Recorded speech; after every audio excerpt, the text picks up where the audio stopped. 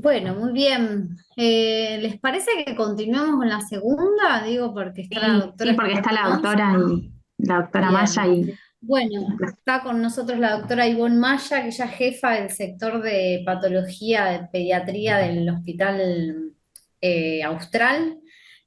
No sé, ella nos va a hablar de enfermedad de Wilson, así que Ivonne, muchas gracias por acompañarnos, por estar en este curso. Me de confundí en algo, No, perdón. no, del déficit de déficit. alfa-1 antitrypsina y enfermedades por Ay, el depósito. déficit, perdón, no tenía, no sé por qué tenía en mi agenda. Bueno, Fue la el pasada, déficit de fue la clase pasada. alfa-1 perdón, Ivonne. No, no, Un no te placer, doctor. preocupes. Bueno, ¿qué tal? ¿Cómo les va? Voy a compartir y ustedes me dicen si se ve y dejo de verlo. Así que, ¿se ve ahí la pantalla?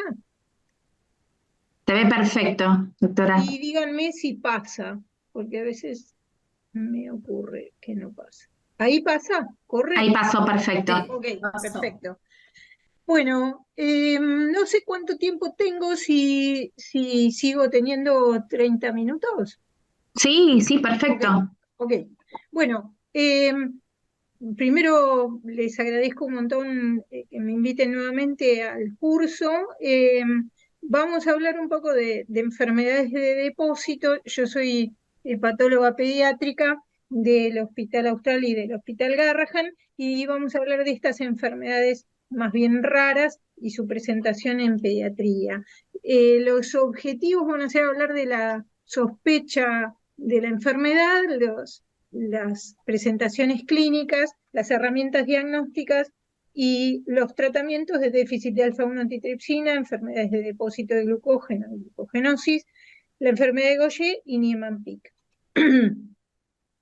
En déficit de alfa-1 antitripsina probablemente ustedes tengan bastante más experiencia que nosotras en pediatría respecto de la manifestación del déficit de esta imagen que está abajo y a la izquierda de la glucoproteína inhibidora de las tasas de neutrófilos, cuya deficiencia tiene una incidencia bastante importante, de 1 en 3.500. Eso es más o menos parecido a la fibrosis quística, o sea que es bastante más que las enfermedades que vamos a ver después. Y las variantes del gen SERPINA1, que tiene un gran polimorfismo, son más de 150, se manifiestan con una herencia autosómica recesiva y una expresión codominante.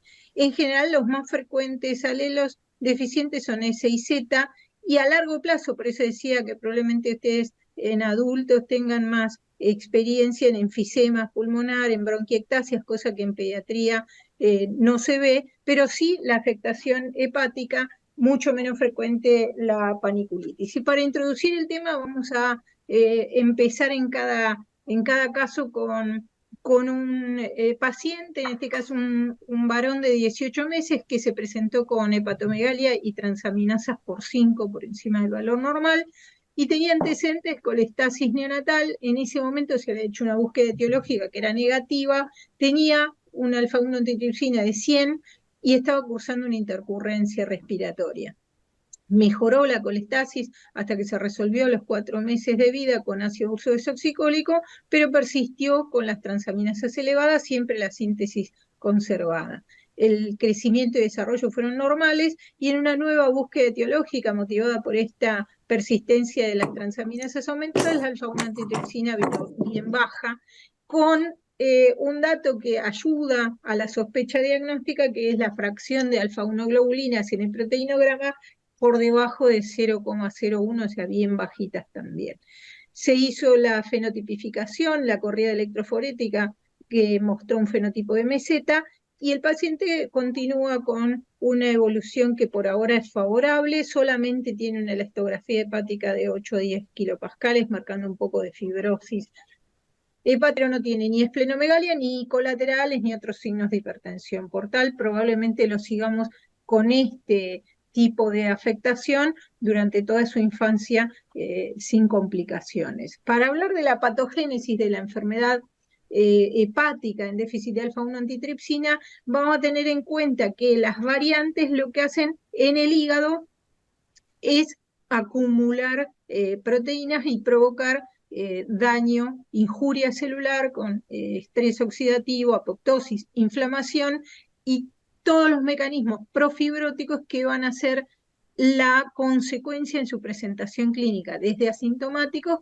o con alteración de las transaminasas, como es el caso de nuestro paciente, que con una segunda injuria pueden acelerar la progresión de esa fibrosis hacia cirrosis, descompensarse y manifestar las complicaciones como la aparición de carcinoma.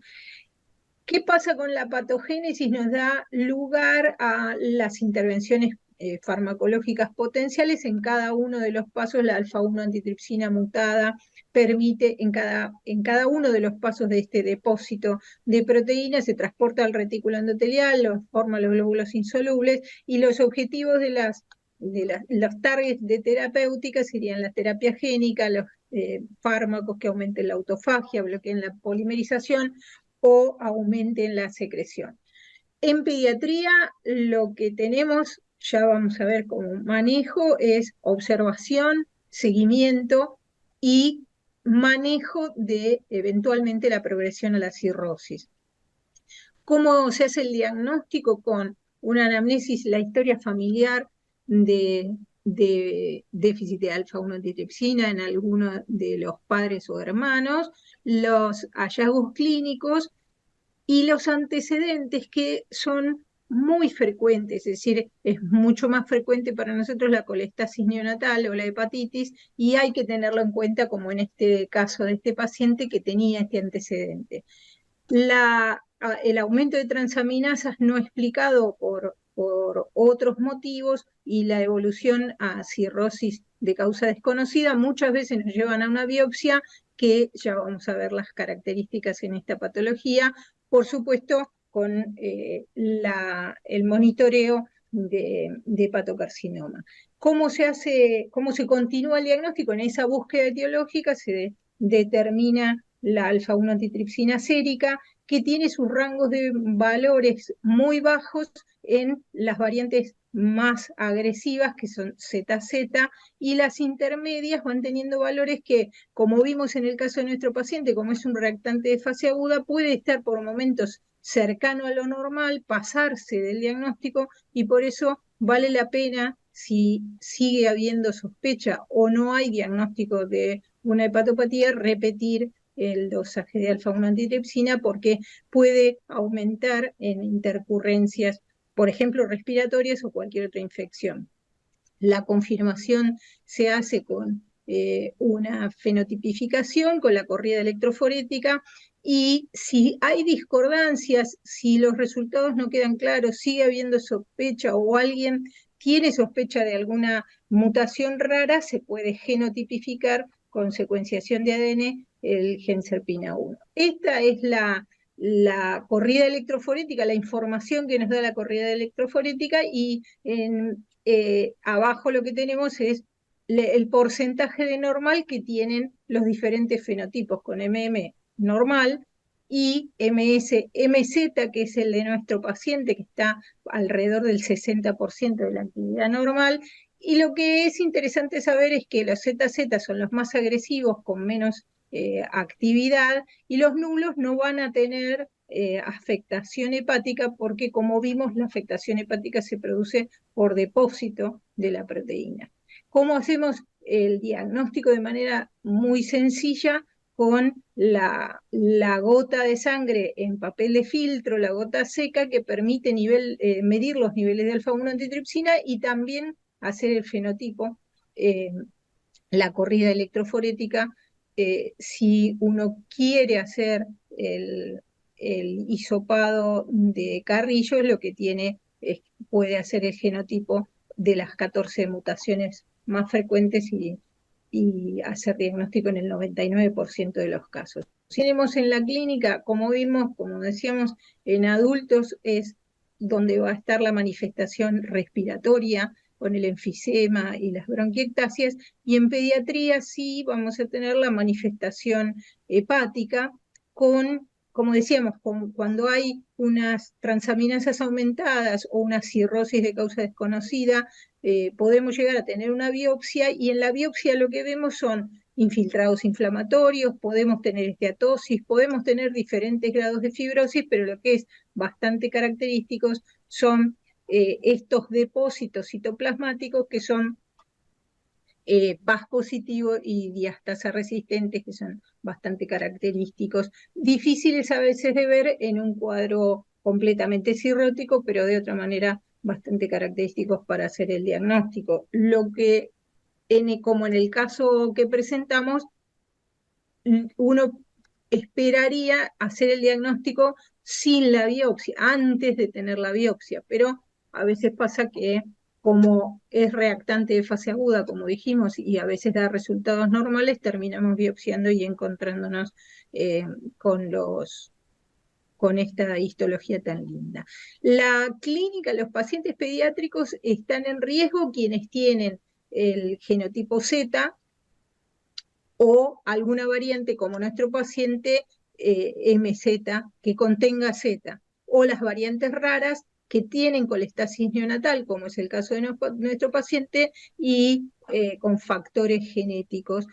Por supuesto que, como vamos a ver en el manejo, una segunda injuria empeora la situación. Y en los pacientes adultos lo que pasa es que se agregan obesidad, síndrome metabólico, aunque en pediatría cada vez más estamos teniendo ese problema. Por eso es tan importante la prevención y el seguimiento de pacientes, aunque no tengan síntomas, periódicos para reforzar las pautas de prevención. Y en este cuadro lo que vemos es el riesgo de enfermedad hepática en la columna de la derecha, que como dijimos, ZZ es el más alto. Las variantes que tienen Z, nuestro paciente MZ tiene aumentado posiblemente el riesgo de enfermedad hepática, y las nulas no tienen afectación hepática. Y para el manejo es interesante definir que cuando uno tiene el diagnóstico de déficit de alfa-1 antitripsina, porque en nuestro paciente lo hicimos y le mandamos a la familia a dosarse alfa-1 antitripsina, aún los asintomáticos tienen que tener una evaluación inicial completa, en nuestro caso por pediatras, pero que incluya la prevención, por supuesto que de la afectación respiratoria, y eso es importante hacerlo con todo el tiempo que tenemos en la pediatría, porque no lo vamos a ver, pero no quita que tenemos que insistir en que los pacientes nunca fumen, no tengan agregados riesgos que van a hacer peor evolución de su enfermedad. Y respecto del hígado, que sí lo vamos a ver, la recomendación de alimentación saludable y actividad física, la evitación, por supuesto, de alcohol o cualquier otro tóxicos, el refuerzo de vacunaciones de hepatitis es importante, y es importante hacerlo periódicamente. Es decir, si los pacientes tienen déficit de alfa-1 antitripsina, pueden venir una vez por año, pero tienen que tener una vez por año una consulta que les refuerce las medidas preventivas para que no empeoren en la edad adulta o durante la infancia, por agregar otras injurias que, como vimos, llevan a la enfermedad a progresar. Y si ya tienen alguna enfermedad hepática, bueno, dependerá de cuál es la progresión. Por ejemplo, en el caso de nuestro paciente, propondríamos controles semestrales, siempre con laboratorio y ecografía.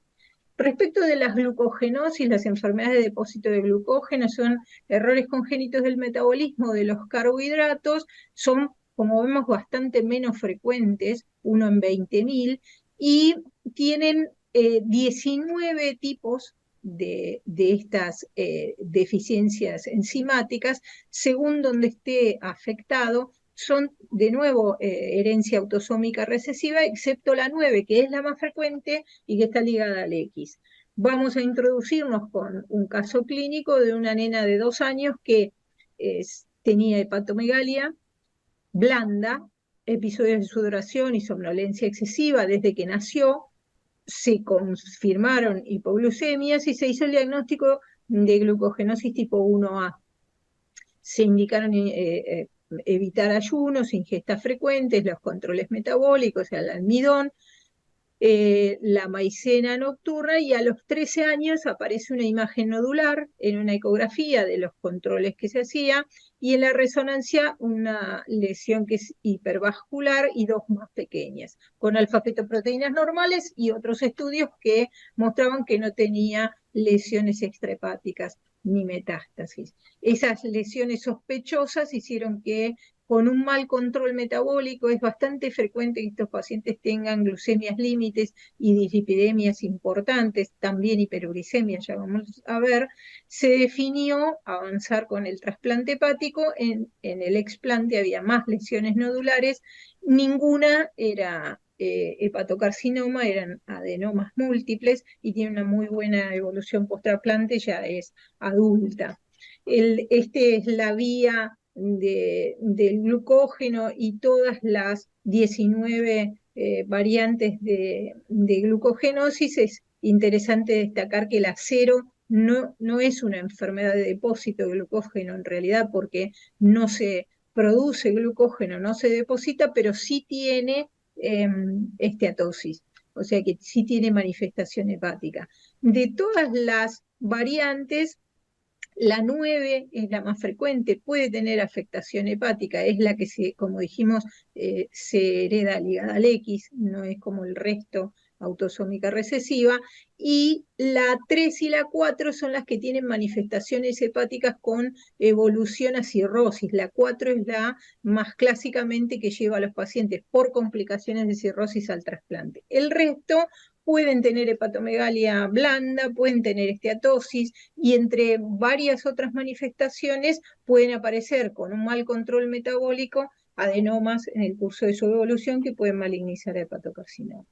¿Cómo se hace el diagnóstico? Con biopsias de los tejidos afectados. Los laboratorios son de sospecha de vuelta. Una glucogenosis puede diagnosticarse sin la biopsia hepática, con pacientes con hipoglucemias y hepatomegalias blandas que tengan un perfil lipídico alterado, también ácido úrico aumentado, clásicamente tienen acidosis y afectaciones renales.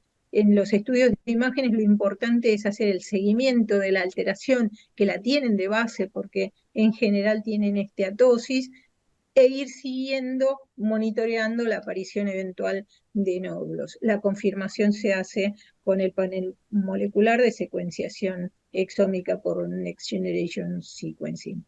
Y acá, en este cuadro que es tan difícil, parece tan difícil, tan complejo, para lo que sirve es para decir que, como dijimos, la 3 y la 4, que son las dos últimas, son las que tienen una afectación hepática y evoluciona a la cirrosis potencialmente, con la necesidad de trasplante por complicaciones de cirrosis en estos casos.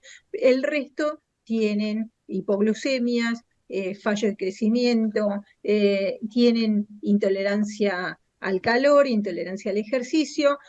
La hepatomegalia, que es blanda, en los primeros periodos, antes de que evolucionen eventualmente a la cirrosis, no tienen esplenomegalia, o sea, es una hepatomegalia blanda que no está acompañada de esplenomegalia, como ya vamos a ver las otras enfermedades de depósito. Tienen hipotonía, acidosis muchas veces muy marcadas, y las dislipemias e hiperuricemias que requieren tratamiento. En el tratamiento tiende a aliviar los síntomas y a tener el mejor control metabólico posible. Eso consiste en evitar las hipoglucemias, evitar los ayunos prolongados. Esto a veces es fácil decirlo, pero es muy difícil de cumplir en algunos casos. Nosotros teníamos un paciente que se le indicó el trasplante porque tenía la gastroclisis nocturna. Cuando se cortaba la luz, hacía hipoglucemias, y en una de ellas quedó amaurótico. Los padres estaban muy preocupados, tenían un grupo electrógeno. O sea, a veces es muy difícil de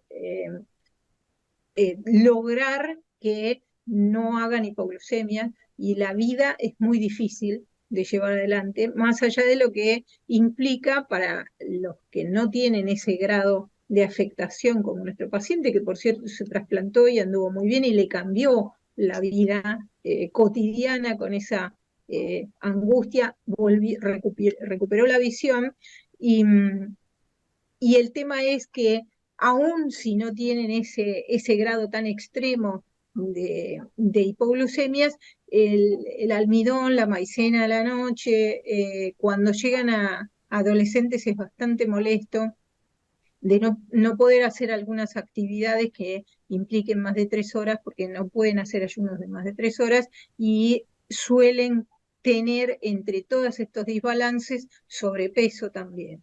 La hiperuricemia, que hay que tratarla con alopurinol, y las dislipidemias con estatinas, y agrego la acidosis, si es muy marcada, requiere a veces el tratamiento con bicarbonato. La única que tiene terapia enzimática de reemplazo es el POMPE, que no tiene afectación hepática, y como dijimos, el trasplante está indicado con más facilidad y con más claridad en las complicaciones de cirrosis de la tipo 4, que es la más común, o la tipo 3. Y en los otros tipos, con la aparición de adenomas, malignización, con enfermedad hepática terminal, o en estas situaciones extremas, como les comenté, en la que los pacientes no pueden controlar sus hipoglucemias, y en cada uno de esos eventos el riesgo es de secuelas eh, eh, que se van sumando con cada episodio. En enfermedad de Gaucher vamos bajando la frecuencia, si bien es la enfermedad de depósito lisosomal más frecuente. Se debe a la deficiencia de la beta-glucosidasa ácida y produce un acúmulo de glicosilceramida en el sistema monocítico macrofágico. También tiene herencia autosómica recesiva, e introducimos el tema con un caso clínico de un varón de 6 meses que vino con hepatoesplenomegalia, una encefalopatía en el contexto de dificultad respiratoria y neumonía, hijo de padres no consanguíneos, recién nacido de término, de peso adecuado, con una pesquisa neonatal normal.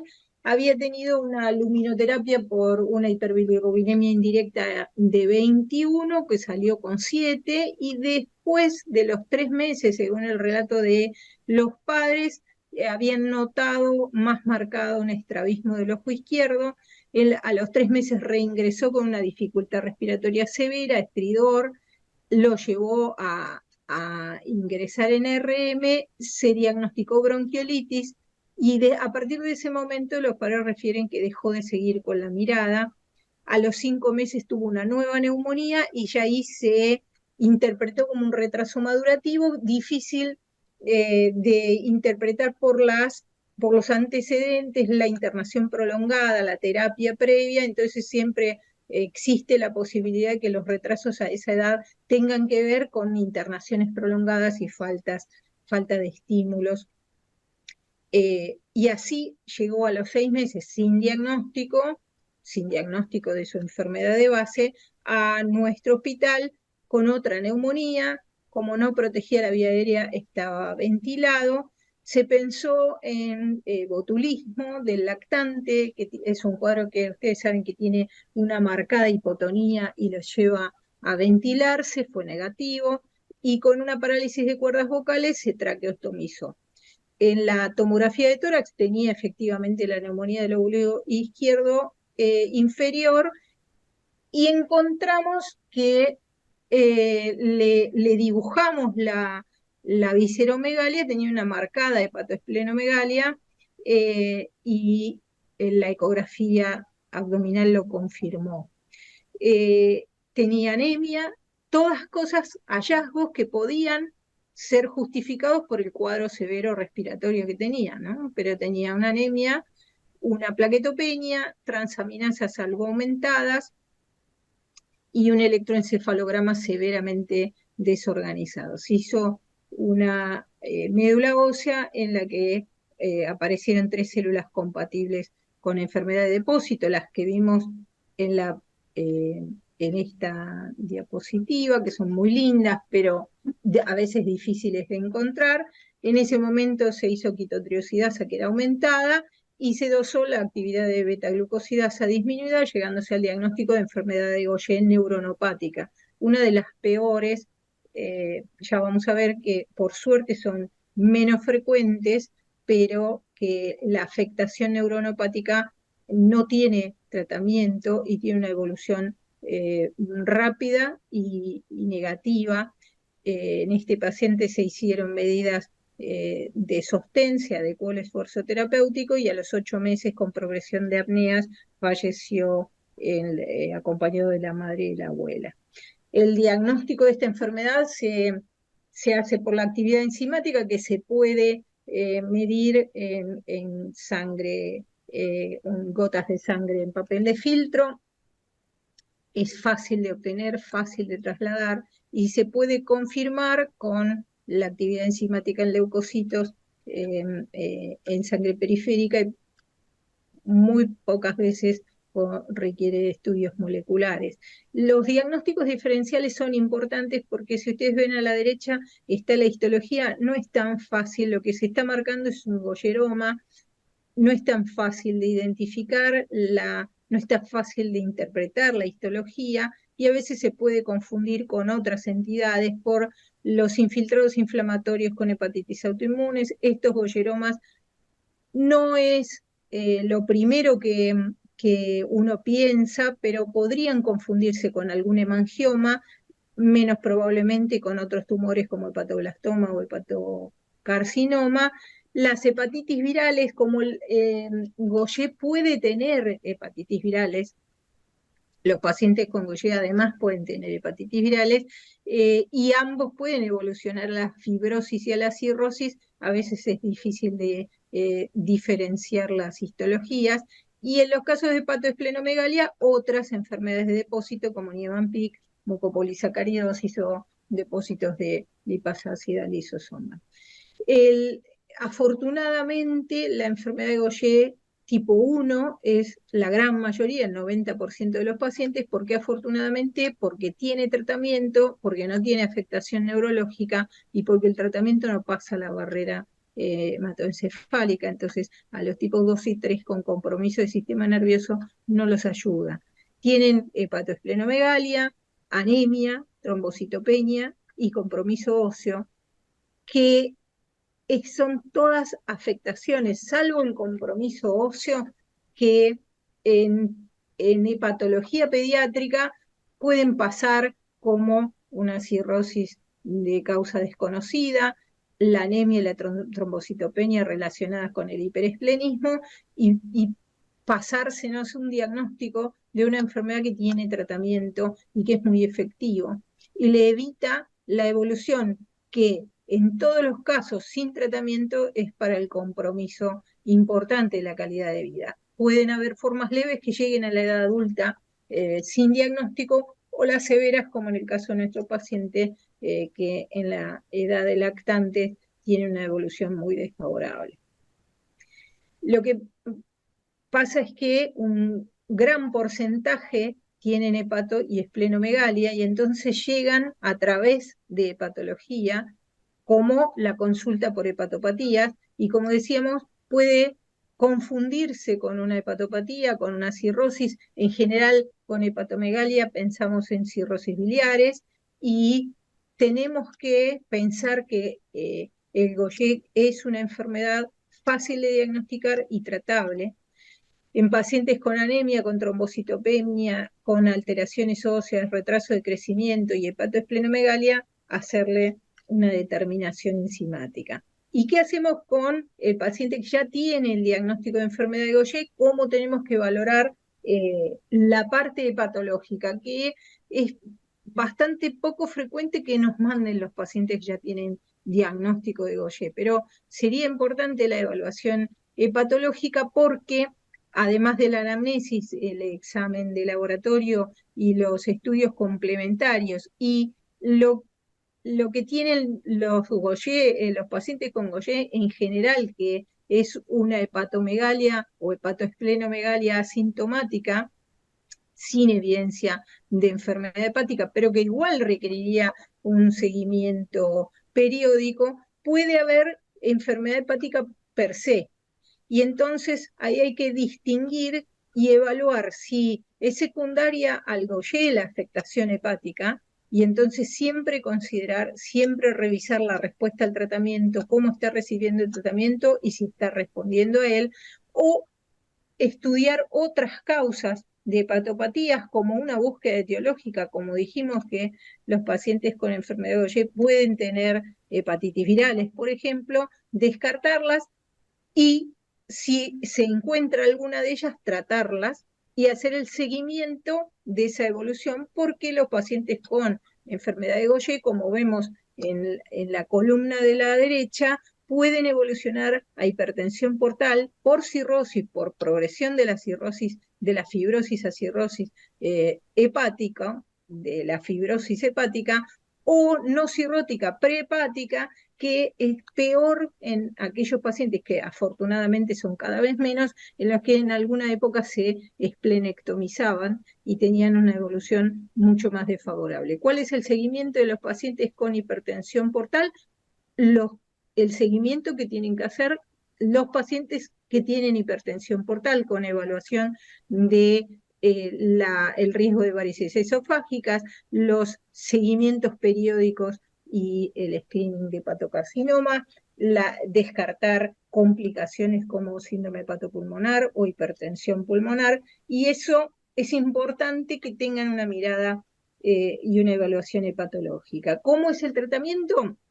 Como decíamos, es la más frecuente de las enfermedades lisosomales y probablemente la que más experiencia tenga en terapia de reemplazo enzimático con la beta-glucocerebrosidasa, que es muy efectiva, es segura y previene, no solo previene, sino que revierte la hepatoesplenomegalia, tanto que en el seguimiento del tratamiento las mediciones con resonancia de las visceromegalias son un parámetro para establecer la buena evolución con el tratamiento, revierte la citopenia, es el retraso del crecimiento, la enfermedad ósea, pero cuanto más nos retrasemos en el diagnóstico, más complicaciones irreversibles vamos a tener, que son severas, la necrosis ósea avascular y las fibrosis de diferentes órganos, la hipertensión pulmonar, y la fibrosis hepática que lleva a cirrosis y sus complicaciones, y entonces tenemos estos pacientes difíciles y contados, como vemos en el cuadro de abajo,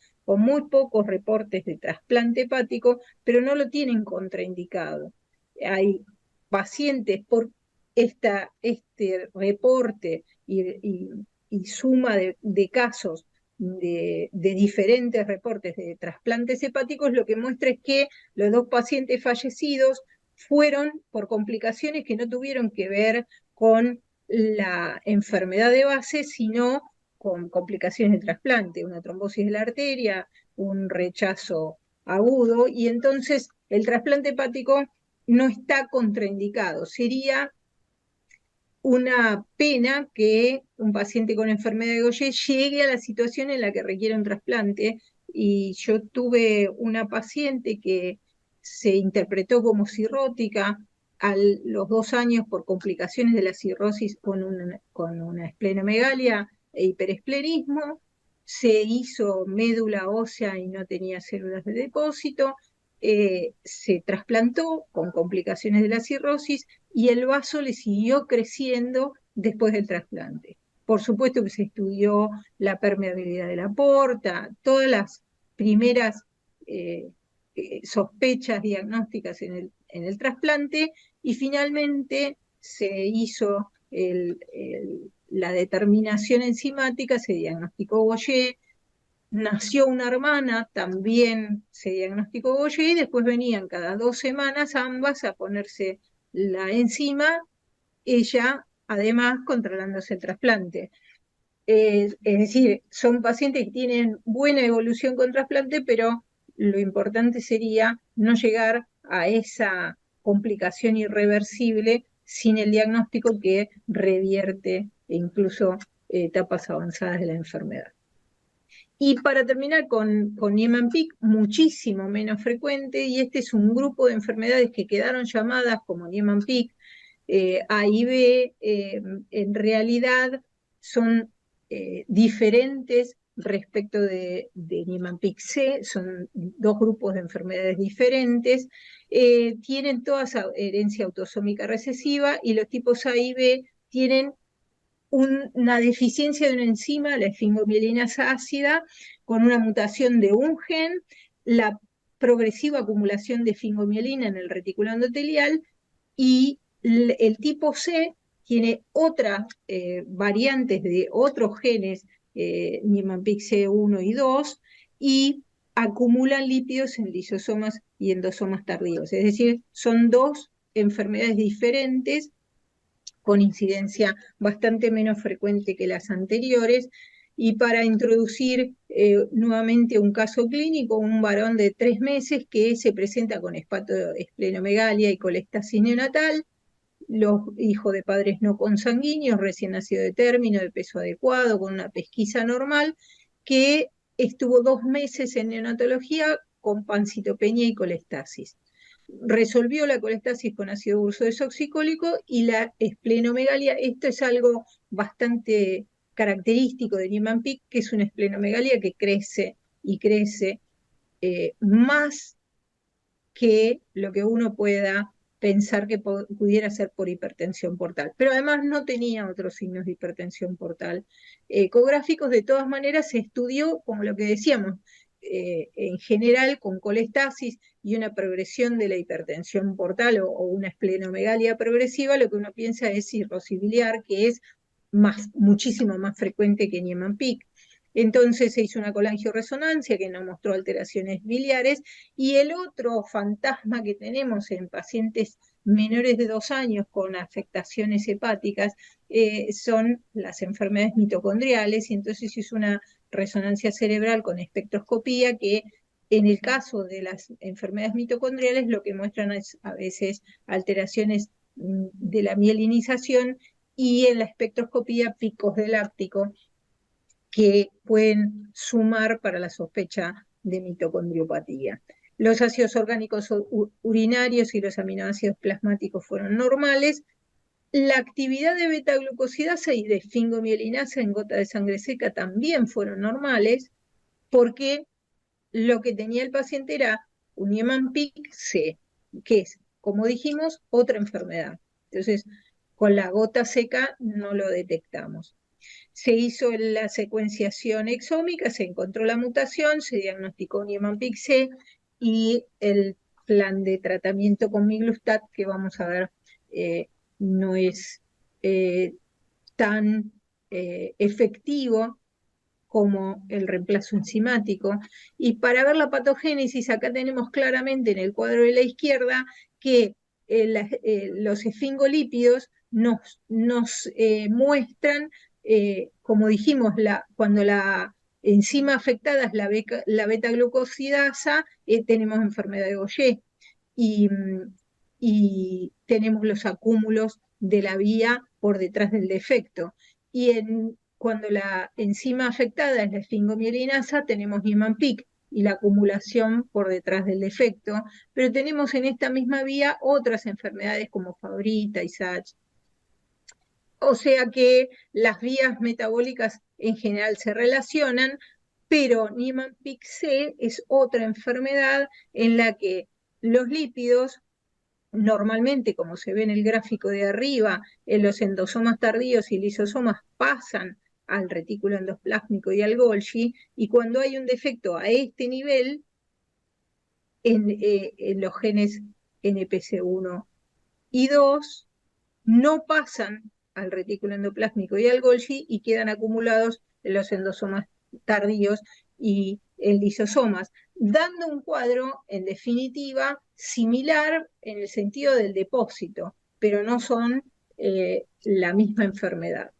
En Niemann-Pick A y B, la actividad enzimática de la esfingomielinasa está disminuida, se puede determinar con la gota en papel de filtro y se confirma con el estudio molecular. En cambio, en Niemann-Pick C, la actividad de la esfingomielinasa como vimos en nuestro paciente, es normal.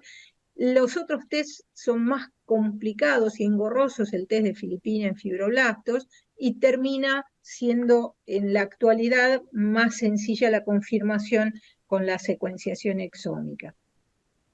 La clínica de Niemann-Pick AIB tenemos la forma más severa, que es la A, la neurovisceral, con muerte en los primeros 3 años de vida, comienzo de síntomas tempranos y progresivamente va haciendo manifestaciones multisistémicas con hepatoesplenomegalia, fibrosando, llevando a la cirrosis hepática, pero también fibrosando pulmones, haciendo fallo respiratorio, neurodegeneración, hipotonía y fallo de crecimiento. La forma intermedia, la neurovisceral crónica, que es la AB, una progresión más lenta, tienen un poco más de sobrevida y las manifestaciones multisistémicas son similares a la del tipo B, que son los pacientes que llegamos a ver y a seguir porque tienen una progresión más lenta, no tienen neurodegeneración y sí tienen la hepatoesplenomegalia, la fibrosis, la cirrosis, complicaciones de hipertensión portal y de cirrosis, y también deterioro muy severo de la función pulmonar, enfermedad coronaria y dolores óseos. Son pacientes con muchas manifestaciones extrahepáticas y que tienen en líneas generales consenso de no tener beneficio con el trasplante. Y en Niemann-Pick C la clínica es bastante variable, puede iniciarse muy temprano hasta pasar a la adultez y no tener hecho el diagnóstico. Tienen en muchos casos colestasis neonatal severa hasta falla hepática. Nosotros tuvimos un paciente que identificamos como colestasis familiar porque tenía gamma GT normales y porque tenía biopsia en la que se veía una disposición de la fibrosis que hacía sospechar pericelular, todas cosas inespecíficas, lo catalogamos de colestasis familiar y salió de la falla y afortunadamente no se trasplantó y a los 4 años siempre tuvo la hepatoesplenomegalia, la evolución de lo que nosotros creíamos que era la colestasis familiar con cirrosis y signos de hipertensión portal, y a los 4 años empezó con la cataplejía gelástica, que es bastante característica, son drop heads, son caídas de cabeza con la risa, y que llevan a un deterioro progresivo neurológico, ataxia cerebrosa, disartria, disfagia, y en general lo que marca la evolución de estos pacientes es el deterioro neurológico. Está progresando, ahora tiene unos 6 años y se inició miglustat, pero no respondió. Y por cierto, también nació un hermano con la misma enfermedad. Respecto al tratamiento, entonces, como decíamos, Niemann-Pick AIB, en el último tiempo, afortunadamente apareció el reemplazo enzimático que en el curso de 6-7 meses muestra marcada mejoría, como ven, en los depósitos de esfingomielina, y eso es una buena noticia porque hay mucha experiencia con terapias de reemplazo enzimático, y que haya podido encontrarse este tratamiento hace que los pacientes con Niemann-Pick AIB tengan otra perspectiva. Y en Niemann-Pick C, como dijimos, hay mitad del tratamiento que es farmacológico, con el miglustat, que es un aminoazúcar que inhibe la síntesis de glucosfingolípidos. En realidad lo que intenta es disminuir esa acumulación que vimos por el corte de la vía metabólica con el defecto enzimático. Otro rol de la ciclodestrina, que es un excipiente de esteroides que también reduce la acumulación de glucosfingolípidos, y otras 2 patas del tratamiento que son el ejercicio físico con una acción neuroplasticidad, y la nutrición con dietas cetogénicas y antioxidantes como parte de las expectativas de tratamiento de enfermedades que son muy complejas y muy difíciles de manejar. Entonces, como para terminar, las enfermedades estas son de depósito, son las que en algún momento se llamaban tesaurismosis, tienen todas herencia autosómica recesiva, excepto la glucogenosis 9, que está ligada al X y que es la más frecuente de las glucogenosis, tienen todas posibilidades de diagnóstico con gota de sangre en papel de filtro, excepto Niemann-Pick C, y la confirmación de diagnóstico con estudios moleculares con secuenciación exómica. En déficit de alfa-1 antitripsina, la sospecha en pediatría es con colestasis neonatal, aumento de transaminases y la evolución a cirrosis de causa desconocida, con la posibilidad de evolución con hepatocarcinoma. La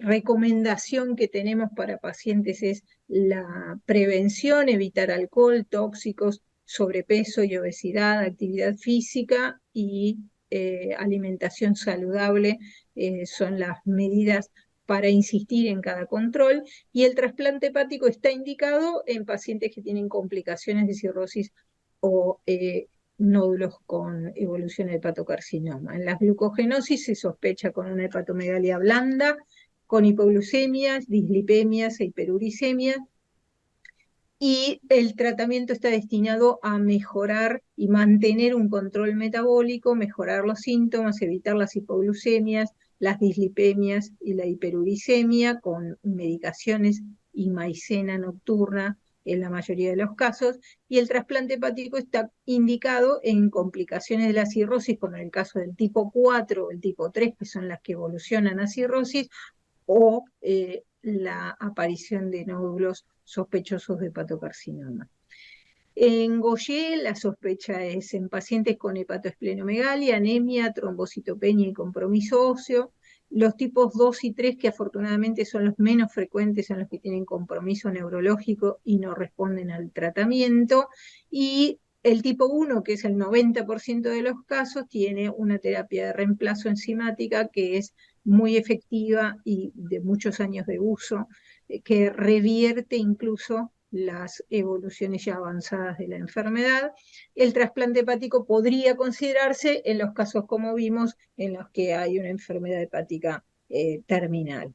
Y Niemann-Pick se sospecha con colestasis neonatal, hepatoesplenomegalia, una esplenomegalia que crece y crece independientemente, a veces separada del crecimiento incluso del hígado, y un compromiso multivisceral en el tipo B, neurológico en el tipo A y en el Niemann-Pick C, que es otra enfermedad. Existe la terapia de reemplazo enzimática en el grupo Niemann-Pick A y B, y se puede ofrecer miglustat con diferentes resultados en el tipo C. Son este grupo último de enfermedades consideradas como que no las favorece el trasplante hepático.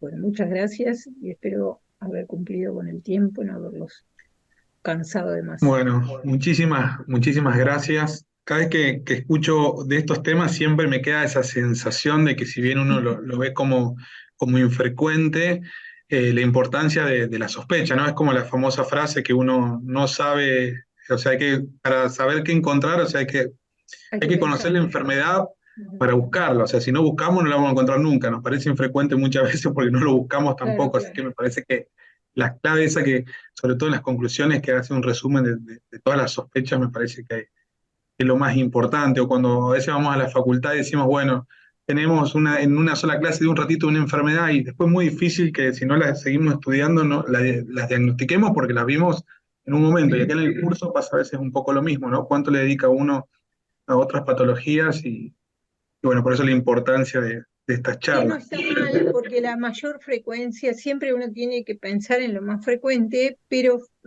viendo estas conclusiones es muy llamativo cómo se parecen, cómo colestasis neonatal abarca a todas, pueden presentarse así, y cómo se han ido facilitando los diagnósticos en el último tiempo. Entonces no se justifica a enfermedades que tienen tratamiento no hacerles la prueba diagnóstica, eh, porque les cambia la vida. Sin dudas, Gaucher, si tiene el diagnóstico temprano, son chicos que llevan una vida absolutamente normal, comparados con chicos que si no se diagnostican tienen complicaciones a veces irreversibles.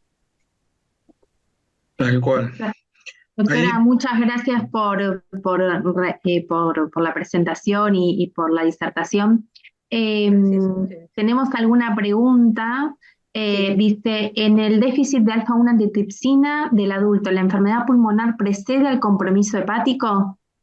No, es interesante, en las formas nulas, claro, no tienen compromiso hepático, pero es interesante que hay pacientes nuestros que han tenido cirrosis y que en la edad más o menos de 10, 12 años se trasplantaron, después pasaron a adultos y la evolución pulmonar es como una sumatoria de lesiones, pero que existe y no está pegada a la afectación hepática. En el cuadro que vimos, los riesgos de afectación tienen que ver con los fenotipos. El ZZ es el que mayor riesgo tiene para lo hepático, pero existe la afectación pulmonar más en el adulto. No está ni precediendo ni separada de lo hepático, excepto en las variantes nulas que no tienen afectación hepática. El resto también son bastante variables, como vimos hay 150 variantes posibles del gen, así que hay bastantes manifestaciones diferentes. Hace poco nosotros en el hospital tuvimos la oportunidad justamente de ver un déficit de alfa-1 antitripsina. En realidad me habían a mí consultado de otro hospital para que vea una biopsia y era característica La de biopsia es hermosa. la... Sí, no, hermosa. Entonces yo trabajo también en un hospital de Gualeguay y había un paciente cirrótico que bueno, que lo habían biopsiado ahí y bueno, y me muestran la biopsia y digo, esto es alfa-1. Y efectivamente fue bueno, lo mandamos a hablar para trasplante y ahí hicimos una revisión y decíamos, me sumo a lo que decía Adrián, ¿no? ¿Cuántas veces subdiagnosticamos patologías porque no pensamos no se piensan exactamente? Sí, sí. Ahí, bueno, hay una de los alumnos que le agradece infinitamente, doctora, porque trató a su hija, a Cibeles, así que... Pero qué bueno. Bueno, me alegro. Y después, no sé, Maca, si vos ves alguna otra de las preguntas y... Y se sumó uno, lo último, a ver, qué dice si se conoce el riesgo de recurrencia de cirrosis hepática post-trasplante en pacientes con Gaucher. Ay, mira, perdón, estaba mirando qué Cibeles, Sí. qué... Bueno, un beso. Ajá. Perdón, se conoce el riesgo de recurrencia de cirrosis post-trasplante. Es muy interesante. En principio, no hay, vieron que el cuadro que yo mostré tiene una revisión de 6 trasplantados y no son muy recientes. La paciente que yo vi es de 2007. Y en ese cuadro hay los últimos, los primeros creo que son del 90, de los 90 y después uno último de 2002. No hay suficiente cantidad de casos trasplantados para decir quiénes van a recurrir en el post-trasplante. Pero, dicho esto, lo más importante es tener el diagnóstico porque como mi paciente, la que conté que se trasplantó, recibía la enzima junto con la hermana, que la hermana tuvo una vida normal porque nació y se hizo el diagnóstico, es esos casos que decimos que es una vida completamente normal, porque no llegan ni siquiera a las visceromegalias, y ella, si sabemos del diagnóstico, no va a tener una recurrencia porque va a tener el tratamiento. Por supuesto que ella se hacía su seguimiento y dosaje de FK, pero a su vez cada 2 semanas se aplicaba la enzima. Entonces, yo diría que si llega un paciente a requerir un trasplante hepático porque llegó a una situación sin diagnóstico irreversible de Gaucher, con el trasplante y el diagnóstico no va a tener recurrencia, porque va a tener tratamiento. No sé si me expliqué lo que quería decir. Sí, súper, súper clara. Doctora, ha sido muy, pero muy generosa, de verdad, con su tiempo, con su conocimiento. Bueno, muchísimas Queremos gracias a agradecer. ustedes por la invitación. Está muy bueno esto y Bueno, es y no sé lindo si hablar de surgen más enfermedades raras. preguntas, por honor a tiempo y a la No hay doctora, problema. si surgen más preguntas, cualquier cosa se las transmitimos por mail o las ponemos en contacto con usted, ¿le parece? ¿Cómo no? ¿Cómo no? Muchas gracias. Y muchas gracias por invitarme. Siempre es un placer estar No, por favor. joven. Chao, muchas gracias. Bueno, Bueno, nos estamos chao, muchas entonces. gracias. Chao, doctora, muchas gracias. Bueno, si les parece, nos estamos juntando ya la semana eh, para la semana que viene. Miércoles 11, que la próxima es el Congreso. Eso valía aclarar, de que la semana que viene no va a haber clases, así que la semana que viene este es el congreso. Aquellos que no pidieron beca, ahí el doctor Narváez nos recordaba que hasta el 30, posiblemente hasta el 30 de este mes, se van a poder solicitar las becas en docencia, así que, pero sí tengan en cuenta esto. Inscribir, Marcia, o sea que decir, o sea, el último día para inscribirse a una beca es el 30, o sea que solicítenla ahora porque va a ser el último día que se van a poder inscribir. Bien, y aquellos que, no sé, que mandaban correos, a veces se van perdiendo los correos, les dejo acá mi teléfono, no me manden mensajes por tonterías, pero cualquier cosa me escriben, ¿bien? Porque me es dificultoso.